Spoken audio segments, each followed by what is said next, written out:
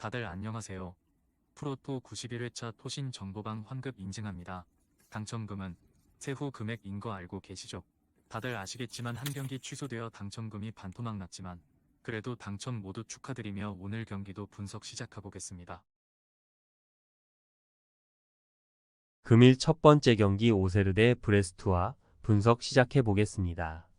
오세르는 개막전에서 니스를 잡으며 돌아온 리그앙에서 스타트가 좋았는데 그 이후 4연패를 당했다. 낭트와 르아브르 등 해볼 만한 팀 상대로 승점 추가를 하지 못한 것이 아쉬웠다. 일본 국대 출신의 오나이우 아도를 비롯해 시나요코와 트라오레 등 공격진 전력은 준수하지만 주발이 예상외로 수비 라인 보호를 하지 못하고 있다. 그래도 홈이기의 연패 탈출을 위해 전력을 다할 것이다. 브레스트는 파리 원정 패배 이후 나선 툴루즈를 제압했다. 마르세유와 랑스 등 시즌 내내 순위 경쟁을 해야 하는 팀들을 만나 고전하며 출발이 좋지 않았지만 최근 3경기 2승을 따냈고 챔스 조별 예선 1차전도 승리했다. 리즈멜루가 부상 중이지만 마르틴과 마그네티가 공백을 중원에서 잘 메웠고 둠비아가 공격을 이끌며 에이스 역할을 하고 있다. 접전을 본다. 브레스트가 전력상으로 나은 건 사실이다. 그러나 연패 탈출을 노리는 홈팀의 의지도 못지않다. 또 브레스트가 다음 주 중에 챔스 일정이 있다는 점도 변수가 될 수 있다.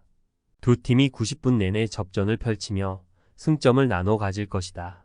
금일 두 번째 경기 헤라클레스 대 헤이렌베인 분석 시작해 보겠습니다. 헤라클레스는 지난 라운드에서 시즌 첫 승을 거뒀다. 네이메언 원정에 나서 고전이 예상됐는데 엥게스와 루카 등 팀의 공격을 책임지는 선수들이 찾아온 기회를 잘 해결했다. 그로 인해 최근 4경기에서 승점 5점을 획득했고 이제 중위권 진입을 노린다. 후그마와 온캄프 등 로테이션 멤버도 준수하고 반캄은 이 경기에서 팀의 중원을 책임질 것이다. 헤렌베는 충격적이었던 알크마르 원정 패배 이후 트벤테에도 패했다. 개막 3경기에서 승점 4점을 따내며 출발이 좋았는데 아쉬운 최근이었다. 그래도 지난 라운드 홈 경기에서 흐로닝언에 승리하며 반등의 신호탄을 쐈고 연승에 도전한다. 수비 라인이 다소 불안하긴 하지만 니콜라 에스쿠가 벌써 시즌 3골을 기록했고 브로워스의 공격 전개도 위력적이다. 접전을 본다. 홈팀은 엥겔스와 루카, 트잔트 등 상대 수비에 부담을 줄 수 있는 공격 조합을 가동할 수 있다. 그러나 상대의 역습에 대비해 경기에 임할 것이기에 반캄이 적극적으로 공격에 가담하기 어렵다.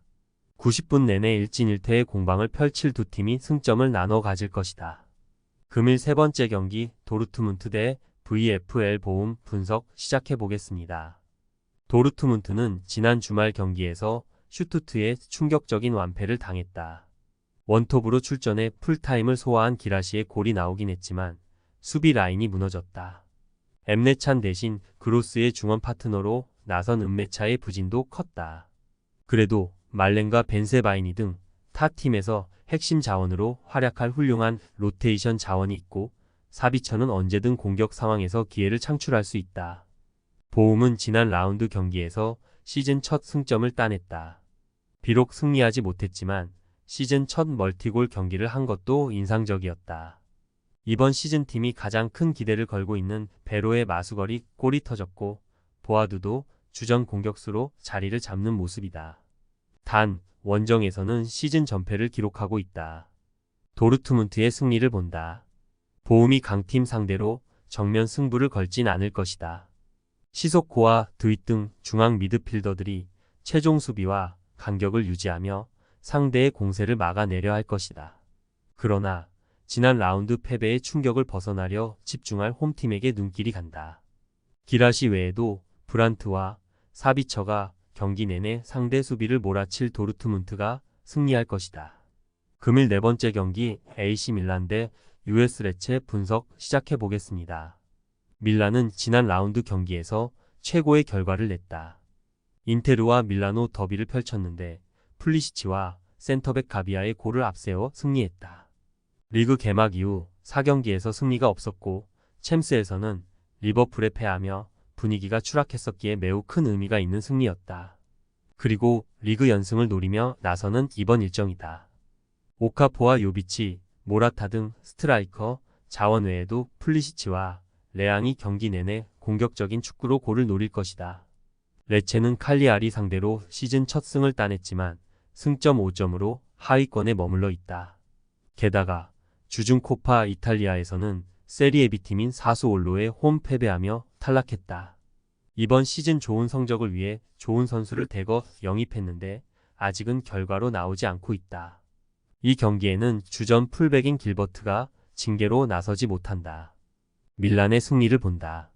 레체는 가스파르와 갈로 등 최종 수비 외에도 라마다니가 최대한 라인을 내리며 상대의 공세를 막아내려 할 것이다. 그러나 홈의 이점을 떠나 전력의 우위가 확실한 밀란을 90분 내내 막아내긴 어렵다. 레앙과 플리시치가 측면 돌파로 기회를 만들 것이고 포파나와 무사가 중원을 지원할 밀란이 승리할 것이다. 금일 5번째 경기 바야돌리드 대 마요르카 분석 시작해 보겠습니다. 바야돌리드는 최근 4경기에서 3패를 당하며 최하위권으로 추락했다. 소시에다드 상대로 승점을 따내긴 했지만 실점이 늘어난 최근이다. 때문에 상위권 팀인 마요르카 상대로는 수비를 우선으로 하며 승점 추가를 노릴 것이다. 디에디우와 마치스 등 전방 공격수들부터 상대 최후방 수비를 압박할 것이다. 마요르카는 소시에다드에 이어 베티스도 잡아내며 리그 5위로 뛰어올랐다.